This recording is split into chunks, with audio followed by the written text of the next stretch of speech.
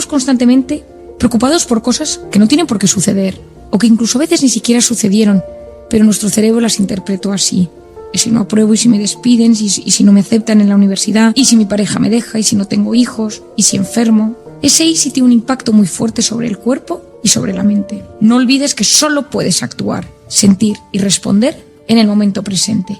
Tienes que responsabilizarte sobre tu actuación y en ese instante sobre tu capacidad de proceder en el hoy y en el ahora. Vamos a empezar con el hecho de vivir enganchados en el pasado. El pasado aporta una valiosa fuente de información, pero no puede determinar tu futuro. El hecho de permanecer con la memoria anclada en el pasado, de retornar una y otra vez a algo que ya sucedió, puede originar en nosotros efectos que va desde emociones o sensaciones como la melancolía, la frustración, la culpa, la tristeza o el resentimiento, hasta la propia depresión. Todas ellas tienen un componente en común, y es que impiden el disfrute del presente. Al quedarnos estancados en el pasado, estamos impedidos para avanzar en la vida.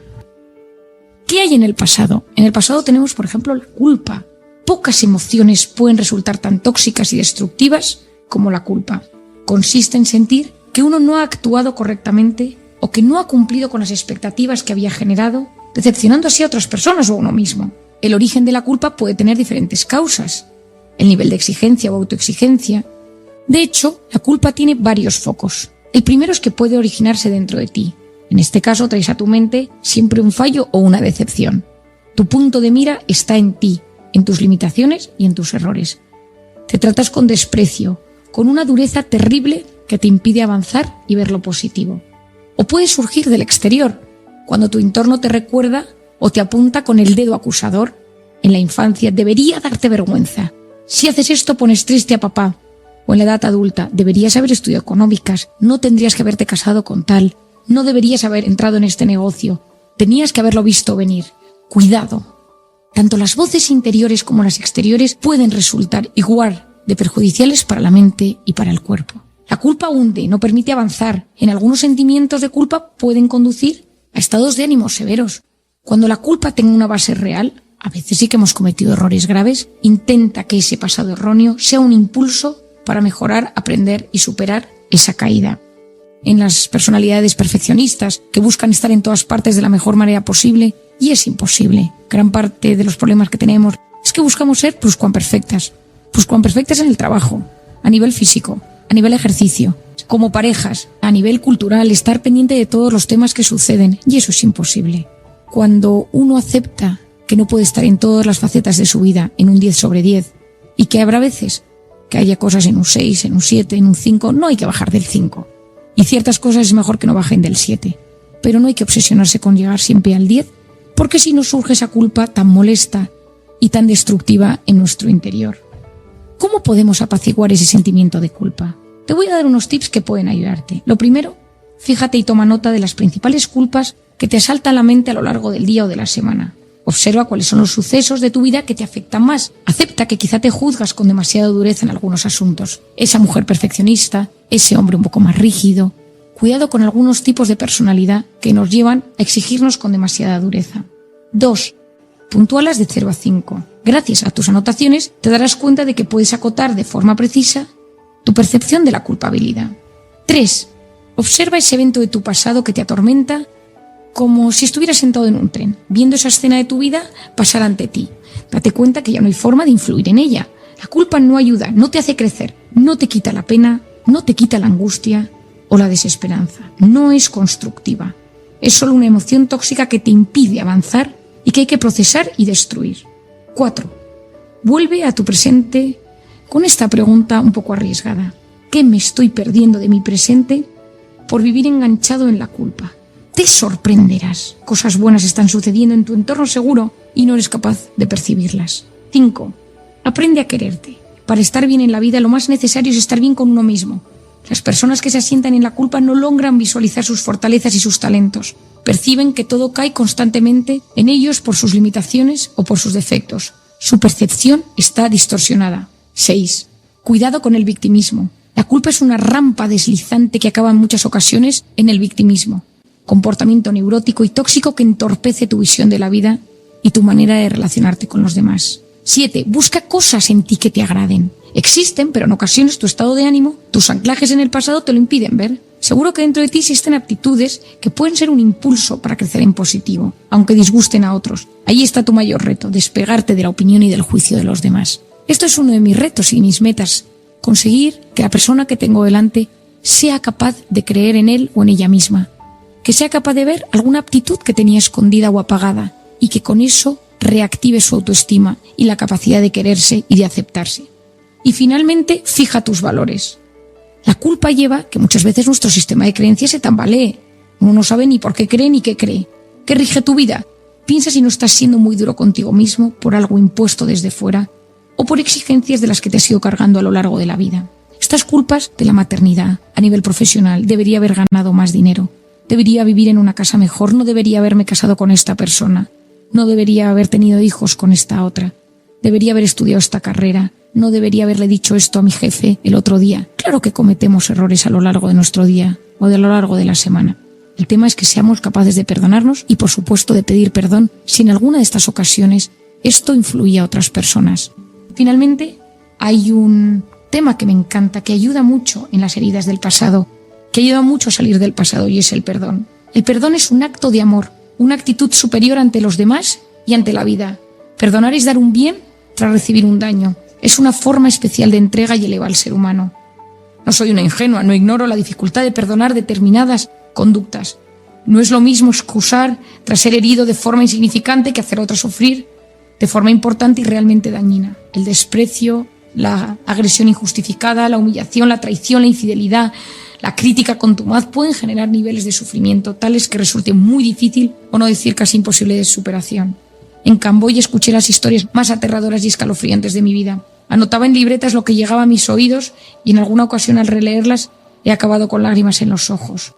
No olvidemos que el drama y el trauma que a unos aplasta y destruye, a otros los fortifica, los regenera, dotándoles de mayor capacidad de amor. La capacidad del perdón es exclusiva de la víctima, no depende del arrepentimiento y de quien provocó la ofensa. El perdón libera de cargas y ayuda a seguir adelante, aunque la causa sea terrible. Aunque el que la provocó no se arrepienta, en mi experiencia clínica siempre compensa. El perdón es un trampolín, un puente seguro para la liberación del dolor. Perdonar es ir al pasado y volver sano y salvo. Si no perdonamos, si no somos capaces de purificarnos, podemos quedarnos anclados en el rencor, el odio y la revancha. En la revancha decido que quiero devolver la ofensa al otro, quiero que sufra y que le sucedan cosas negativas. En el rencor me mantengo herido, apuñalado y no soy capaz de olvidar y superarlo. Si esto nos sucede, seremos incapaces de recuperar la paz y el equilibrio. ¿Y cómo perdono? Lo primero es que tengo que aceptar lo que pasó, no negar la realidad. Después, intentar comprender lo que ha sucedido con perspectiva. A veces somos protagonistas de algo ajeno donde no hemos podido intervenir de ninguna manera. La vida conlleva injusticias y complicaciones que no podemos controlar. Para perdonar tienes que trabajar tu nivel de autoestima. La capacidad de perdonar, de sobreponerse a la rabia, la sed de venganza o la autocompasión es propia de las personas que poseen fortaleza interior. Y luego evitar esos sentimientos de culpa. Cuidado con convertirnos constantemente en víctimas. Hay personas que ante una fatalidad se encierran en sí mismas y evitan progresar. Acudir a hechos pasados para autojustificarnos una y otra vez nos acaba enquistando. Mira hacia adelante. Si quieres perdonar, mira hacia adelante. Y luego no te olvides que para perdonar se aprende cuando a uno le han tenido que perdonar. Es un ejercicio sano rebuscar en nuestro pasado reciente o en nuestra propia vida el perdón de otros. No olvides que el perdón te hace libre, que el perdón es un acto de amor y que perdonar es ser capaz de mirar hacia el pasado, volver a tu presente y decir, todo está bien.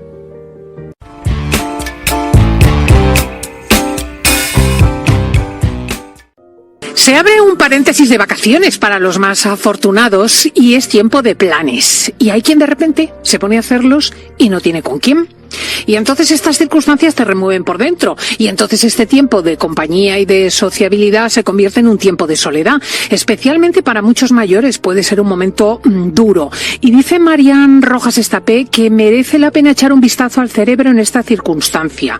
La pregunta de hoy es, ¿qué pasa en el cerebro cuando nos sentimos solos? Marian Rojas, muy buenos días.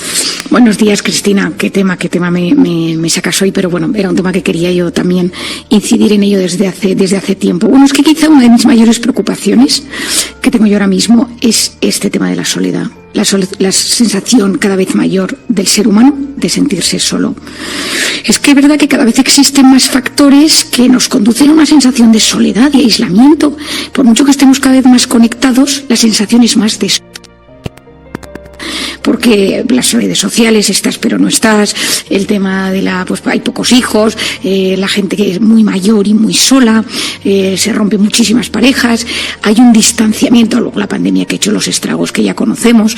Entonces, la soledad es un tema súper importante. En el año justo desde la pandemia, el cirujano general de Estados Unidos, el doctor Murthy, escribió un libro que se llamaba Juntos, el poder de la conexión humana. Es un libro muy interesante, un poco técnico, pero en el que explica exactamente qué pasa en el organismo en la soledad. Es decir, qué está sucediendo en nuestro cerebro, en nuestro organismo, en la sociedad, qué pasa en grupos. Estados Unidos tiene todo un tema de aislamiento, de mucha gente sola, familias muy desestructuradas, y que esto se está convirtiendo en un problema muy grande. Verdaderamente es sorprendente, porque se supone que es la época de las grandes comunicaciones sociales. Me llama la atención que digas que tiene también una réplica fisiológica en el organismo. Bueno, mira, te voy a contar. El doctor Donovan de Harvard en el año 2017 publicó un estudio de 79 adultos que se les había preguntado sobre cómo se sentían de solos, su vida, etcétera. Y se les midió el amiloide que tenían en el cerebro. El amiloide es lo que está presente en el Alzheimer. Y se ha descubierto que casi todas las personas que han comenzado con Alzheimer tenían sentimientos de soledad. Tú ten en cuenta, Cristina, que la soledad no se mide. Es muy difícil medir la soledad, porque tú puedes estar acompañado, estar en pareja, pero sentirte muy solo. Y tú puedes estar muy solo, paseando por la vida, y tener sensación de bienestar y de buena autoestima. Por lo tanto, la soledad se ha convertido en una vara muy difícil de medir. En Gran Bretaña, en Japón, en Australia, en Nueva Zelanda, es tal el problema que existe con esto, que se ha creado ministerios dedicados a la soledad. Es decir, hay ministerios dedicados a analizar quiénes son los rangos de personas por edad que son más vulnerables, los enfermos, las viudas, la gente, pues las madres solteras, lo que sea, los discapacitados, pero esa sensación de soledad. Y se ha ido estudiando. ¿Qué pasa? Que esto es brutal, Cristina. Sentirse solo, sentirse abandonado, activa el estado de alerta del organismo. Es decir, cuando tú te sientes solo o abandonado, tu organismo se mete en modo alerta. Para mis oyentes, que espero que todos lo sepan, se activa ese cortisol. Es decir, mi organismo entra en miedo, entra en esa sensación de supervivencia. Si encima esto se alarga en el tiempo, inflamación, deterioro de la salud, ten en cuenta que más de la mitad de las personas que se suicidan, que el acto es consumado, esas personas no tenían ningún diagnóstico de trastorno psiquiátrico, pero todas ellas se sentían solas. Es decir, la soledad está presente en todas las depresiones, en gran parte de las enfermedades neurodegenerativas, en gran parte de las enfermedades crónicas, por supuesto, en enfermedades psiquiátricas. Y tener esto en cuenta y tratarlo como un tema de salud pública. Es decir, a mí me parece que es un tema que debería, ojalá en algún momento en España también entre esto, como analizar, estudiar.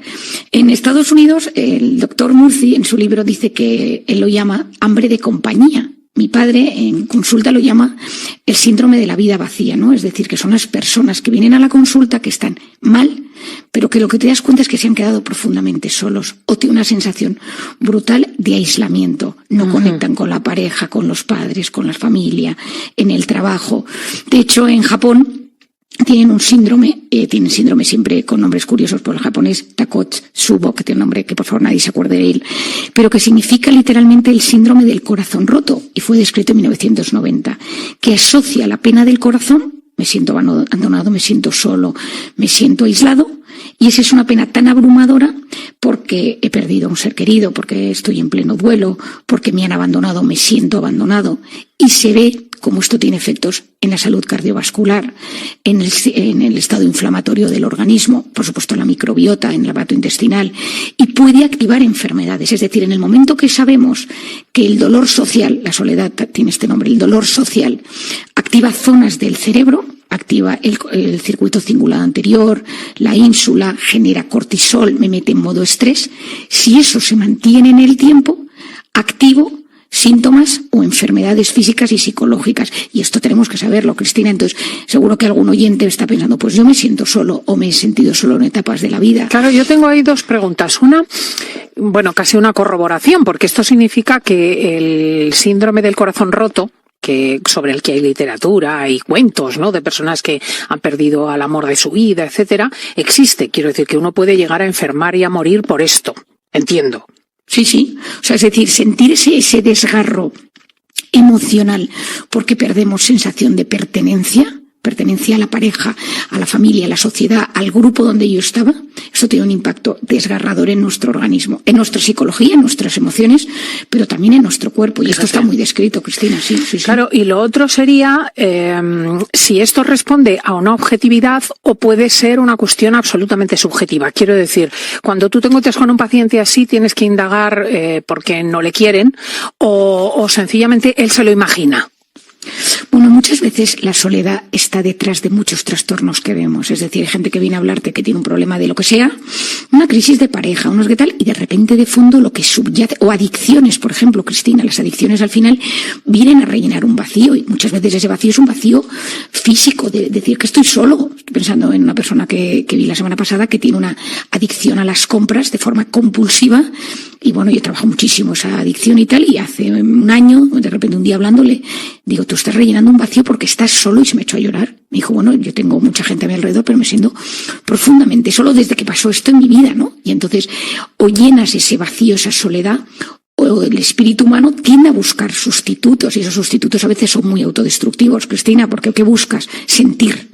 Y cuando buscas sentir esas sensaciones a veces no son las adecuadas. No son las adecuadas en el sentido que tú puedes elegir comida, que no es que no sea la adecuada, pero que eso te puede llevar a grandes enfermedades, pues obesidad, pues problemas de azúcar, pues pues los dientes, caries, pienso, ¿no? Dependiendo de lo que sea. Pero claro, esa soledad, el cerebro está muy incómodo en la soledad y busca esas vías de escape. A mí me preocupa mucho, por ejemplo, los ancianos. En un mundo tan modernizado, los ancianos están completamente desintegrados, están muy solos. El otro día estoy pasando por un supermercado y entré a comprar un pescado porque vi que estaba en descuento, y entonces de repente veo a unos señores que piden, y entonces dice, hay que apuntarse, bajarse la aplicación del supermercado, pedir no sé qué, bueno, una historia, ¿no? Yo ya me fui y dije, bueno, ya no me da la vida para bajarme ahora la aplicación. La aplicación del supermercado. La aplicación una especie de barrio que tiene una especie de aplicación, no sé qué. Y entonces de repente, claro, el señor mayor decía, es que yo no sé hacerlo. Y le decía, pues entonces, claro, y tú tenías que ver la cara de sensación. Me dio una pena el señor. Le dije, yo le acompaño a otro supermercado a comprar un pescado más sencillo, ¿no? Y le digo, pero bueno, ellos habían activado esto, todos chicos, joder, una cosa estas de startups y tal, que me parece estupendo, pero la gente mayor se siente muy sola, porque se da cuenta que tú estás hablando con tu hijo, tu nieto, estás en un supermercado, todo el mundo está mirando el móvil, y sabemos hoy en día esto, bueno, tú sabes que hoy le hemos puesto nombre a todo, ningún foneo, que es ignorar a alguien mientras miras el móvil, que esto le hemos puesto los psiquiatras y psicólogos, le ponemos nombre a todo. Uh-huh. Y en el año 2016, una profesora de Estados Unidos, Naomi Eisenberger, hizo un estudio en el que dijo, oye, vamos a intentar que toda esta gente que se siente tan sola, vamos a intentar que haga cosas por los demás. Vamos a ver qué pasa en su cerebro para poner a esta gente. De hecho, yo utilizo mucho en terapia el voluntariado. Gente que se siente muy sola, que de repente o se apunte a algo, cantar en grupo, actividades, pues el club de lectura, tema de cine, cineforum, cosas, actividades, ir a la montaña, salir en bici, donde te sientes con gente, o hacer y voluntariado. De hecho, se ha visto que en el año 2017 un estudio que se publicó que un grupo de viudas que hacían voluntariado y viudas que no lo hacían, y si vio sus niveles en sangre, sus parámetros inflamatorios, su estado de ánimo. Entonces yo pienso que cuando te sientes solo, salir de ti mismo y buscar algo que hacer, al menos palía momentáneamente esa sensación. ¿Y estas viudas examinadas daban parámetros distintos según realizasen o no estas actividades? Sí. Es decir, es que eso es una cosa que me parece brutal. Hay estudios que se ha visto en madres con síndrome de Down que se sienten acompañadas y que se sienten solas, y como son hasta sus telómeros, los menos son los capuchones de los cromosomas. Es un estudio que fue muy potente en su momento, y de hecho la que lo llevó a cabo ganó el premio Nobel. Esos capuchones de los cromosomas, que se llaman telómeros, eran más largos en las mujeres con hijos de síndrome de Down que se sentían acompañadas que aquellas que se sentían sientan solas. Es decir, la sensación de soledad tiene un enorme impacto en nuestro sistema inmune. Entonces, tener una enfermedad, que te den un diagnóstico de una enfermedad y tragártelo y comértelo solo y no contárselo a nadie y ir solo a los tratamientos, no tiene el mismo impacto en el organismo que si tienes una persona que te ayuda, que te acompañe, sea tu hermano, tu padre, un amigo, y que sientes que formas parte de algo. Es que esa sensación de compañía tiene una capacidad de aliviar el cerebro de forma muy, muy potente. Pues qué cosas descubrimos en el diván de Marian.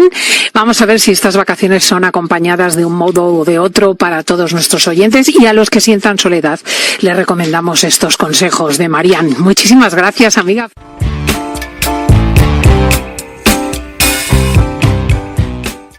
¿Cómo bajar esa intoxicación de cortisol?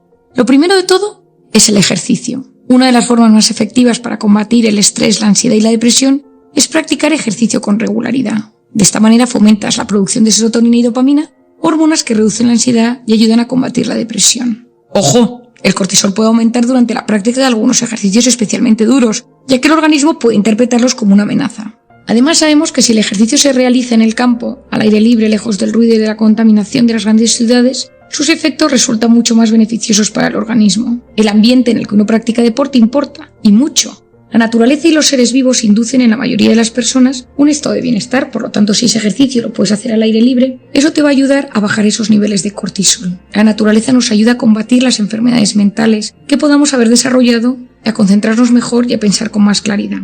El ejercicio ayuda a manejar y equilibrar el hipocampo. Cuando te sientes alterado, tu hipocampo disminuye de tamaño y la amígdala reacciona de forma más desorganizada. Cuando haces ejercicio, generas la BDNF, el factor neurotrófico derivado del cerebro, que te ayuda a potenciar el hipocampo y a mejorar tu memoria, tu rendimiento cognitivo y tu concentración. El segundo punto clave para bajar el cortisol es aprender a identificar a las personas tóxicas. Aprende a gestionar a las personas que te suben el cortisol.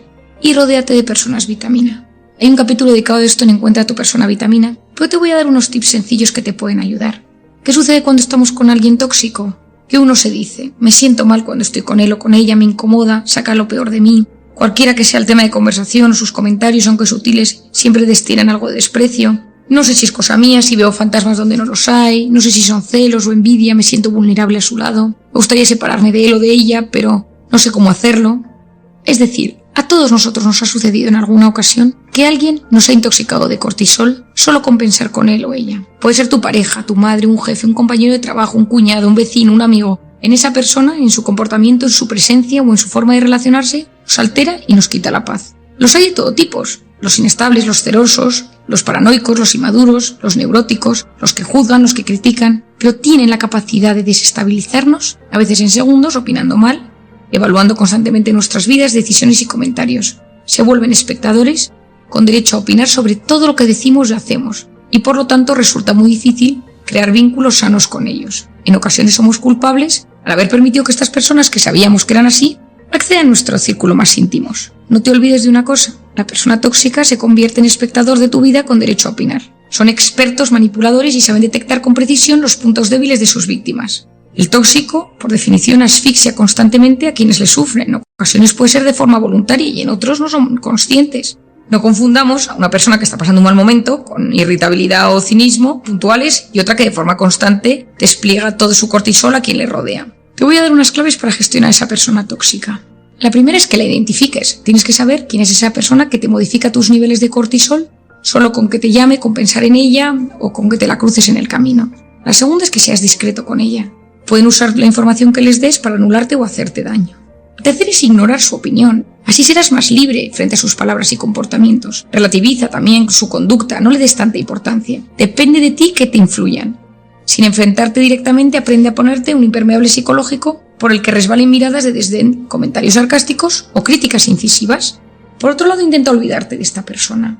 Este es el cuarto punto. A veces tienes que olvidarte de ella, sacarles de tu mente. A veces se ha convertido en un tema obsesivo. Quinto, si no puedes olvidarte porque forman parte de tu vida, tienes que aprender a convivir con ellas. Y en estos casos, a veces tienes que pedir ayuda a un profesional. Si está en el cuadro de tu vida, adáptate, pero no repitas con esta persona estrategias erróneas. A continuación, pregúntate, ¿es un tóxico universal? Es decir, ¿es de esas personas que vive enfadado con el mundo y tú eres uno más? ¿O se trata de un tóxico individual, que curiosamente solo te afecta a ti? Tras este paso, Haz un análisis en desmenuzar la raíz de la toxicidad. Intenta analizar aquello que te causa inquietud en tu relación con esa persona. Es decir, ¿qué sucede en ti cuando le ves? ¿Surgen sentimientos de inferioridad, de debilidad, de rabia, de temor, de ira? Sé en lo posible tu propio terapeuta, con papel y lápiz incluso, y avanza en el diagnóstico. Intenta comprender a esa persona tóxica. ¿Qué le sucede? ¿Por qué me trata así? Y finalmente, intenta perdonar. No siempre es fácil. Perdonar es un acto de amor y es ir al pasado y volver sano y salvo. Si quieres salir de ese círculo de personas tóxicas, ten cerca a personas vitamina. Son las que producen el efecto contrario a las tóxicas en la mente y en el organismo. Son capaces de alegrar el corazón en segundos. Recomiendo tener a mano personas buenas y alegres, con intenciones sanas, que fomenten y enriquezcan nuestro equilibrio interior. Las personas vitaminas son aquellas que siempre tienen la capacidad de devolvernos la alegría de vivir. Tenemos que frecuentar su compañía todo lo que podamos. El tercer punto que nos ayuda a bajar el cortisol es la educación de nuestra voz interior. Es tener pensamientos positivos.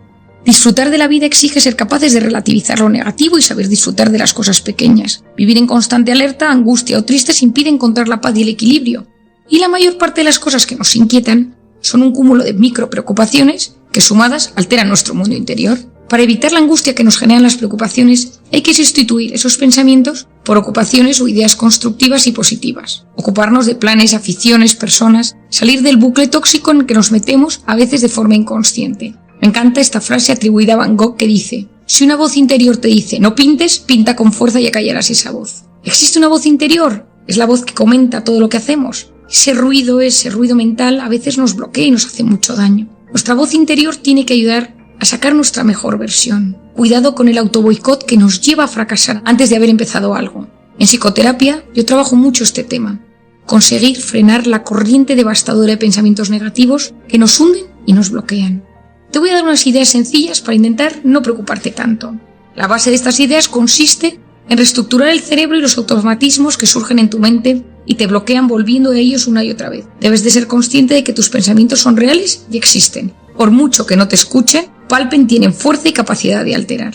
Me encantaría que al terminar repitas esta última parte incluso con papel y lápiz, y que el hecho de ponerlo sobre un papel te ayude realmente a desbloquear la angustia que te produce esa voz interior negativa.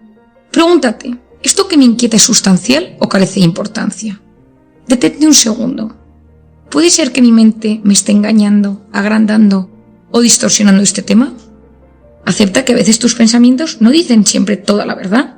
Pueden ser correctos, pero a veces falsean o manipulan. Lo segundo es qué emoción me produce.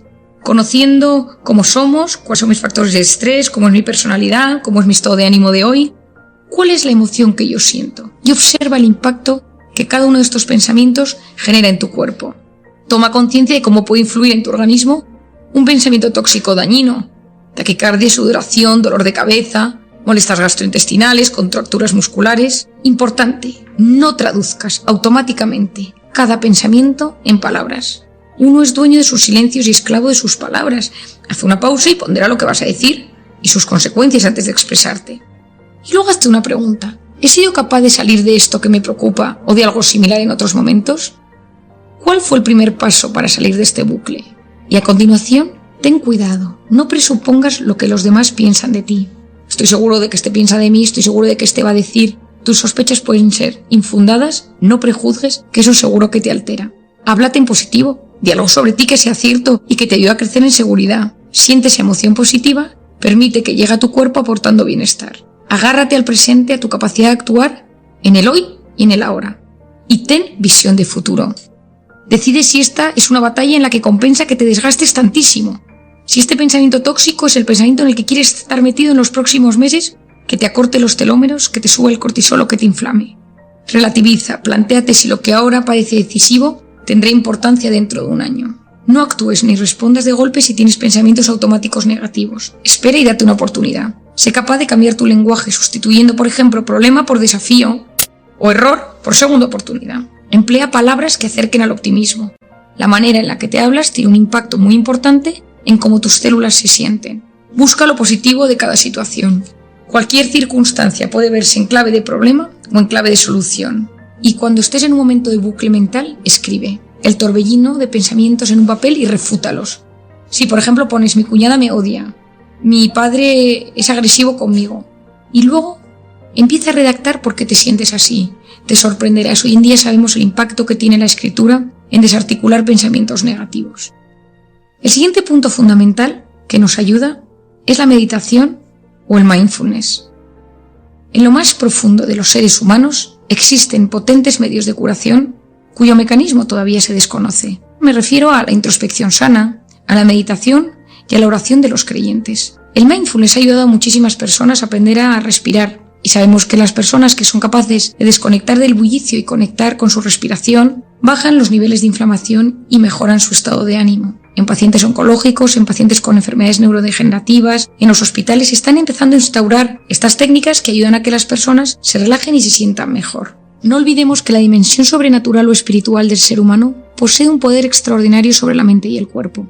En mi caso particular, después de observar miles de pacientes a lo largo de mi vida, no puedo negar que existe una parte espiritual, una parte trascendental que el ser humano necesita cubrir de alguna manera. Si en esa parte trascendental la cubrimos con cosas materiales, con sensaciones o gratificaciones instantáneas, el vacío es mucho mayor. En las personas que viven su fe, sea la que sea, con fidelidad y paz, esto se traduce, según algunos estudios, en menor estrés. Esto se debe a múltiples causas, pero podemos intuir que el tener un sentido en la vida, una comunidad de apoyo, propósitos y metas, y la oración-meditación como mecanismo para lidiar contra los problemas y dificultades, contribuye al tan ansiado equilibrio interior. Hace unos años trabajé en Londres en el departamento de psiquiatría del King's College y colaboré con muchos investigadores y aprendí mucho. Fue una experiencia inolvidable. Recuerdo al profesor Andrea Danese, que se encontraba en plena fase de investigación sobre la relación entre meditación y la salud física, en concreto sobre la inflamación. Recuerdo preguntarle un día almorzando en el comedor del hospital si los efectos eran similares en la meditación budista, en el mindfulness, en la oración de los cristianos y de los judíos. La respuesta fue clara: sí, siempre y cuando se realicen bajo estos dos elementos, aceptación y abandono. Me explicó que el problema de muchas personas es que acuden, por ejemplo, a la oración y algunas técnicas meditativas desde la angustia, exigiendo, implorando, y que en esos casos más que aliviar genera mayor intranquilidad. Invertir un poco de tiempo en meditación o en mindfulness nos puede ayudar muchísimo para mejorar la atención y la concentración, la capacidad de aprender cosas nuevas y la creatividad. Practicar el mindfulness supone ejercitar el cerebro, del mismo modo que practicar un deporte se ejercitan los músculos. La oración añade un componente fundamental. En el caso del mindfulness, la clave radica en soltar pensamientos tóxicos, asociándole una plena conciencia de los sentidos del hoy y del ahora. Cuando existe una visión espiritual de la existencia, la oración suma las ventajas del mindfulness a la fe de un ser superior, Dios, y la íntima confianza de que todo lo que nos sucede tiene un sentido. Hoy en día sabemos, tras varios estudios, entre ellos el del Dr. David Black, profesor de medicina de la escuela de Keck en Southern California, que ha publicado muchos estudios acerca del mindfulness en nuestra salud. Uno de sus hallazgos fue que existen efectos interesantes del mindfulness en el sistema inmune. Existe una reducción importante de los marcadores específicos de la inflamación. Ya conocemos los efectos nocivos de esta. Mejora el número de linfocitos T CD4, que son como los generales del sistema inmune, y sube la actividad de la telomerasa alargando los telómeros. Son el inicio de los estudios, pero son muy alentadores. Y finalmente, para bajar esos niveles de cortisol, la alimentación. En alimentación tenemos diferentes alimentos que nos pueden ayudar a bajar la inflamación. El omega 3 es una manera muy sana de potenciar el estado de ánimo y la capacidad cognitiva. Hay 6 tipos de ácidos grasos omega 3. Pero los que nos interesan son el EPA y el DHA. Nos concentramos en estos dos. El EPA es precursor de algunos eicosanoides. Son moléculas de carácter lipídico y posee funciones importantes inflamatorias e inmunológicas. Este ácido graso puede obtenerse a través de la ingesta de pescados, salmón, sardina, atún, arenque, nueces. En medicina interna este ácido graso se emplea como hipolipemiante, es decir, para disminuir los niveles de lípidos. El DHA se encuentra en los aceites de pescados y también en algunas algas. En realidad, en el origen se encuentran estas algas, pero se alimentan de ella los peces y poco a poco se van concentrando en su paso por la cadena alimentaria.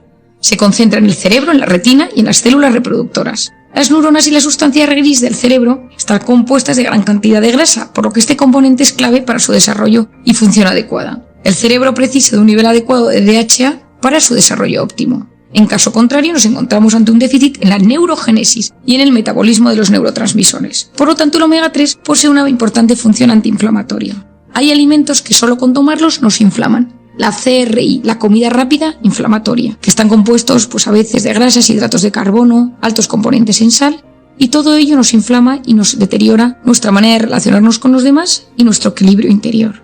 Una buena dieta inflamatoria en momentos malos nos puede ayudar a sentirnos mejor, a mejorar el estado de ánimo y a bajar esos niveles de cortisol que tanto nos perjudican.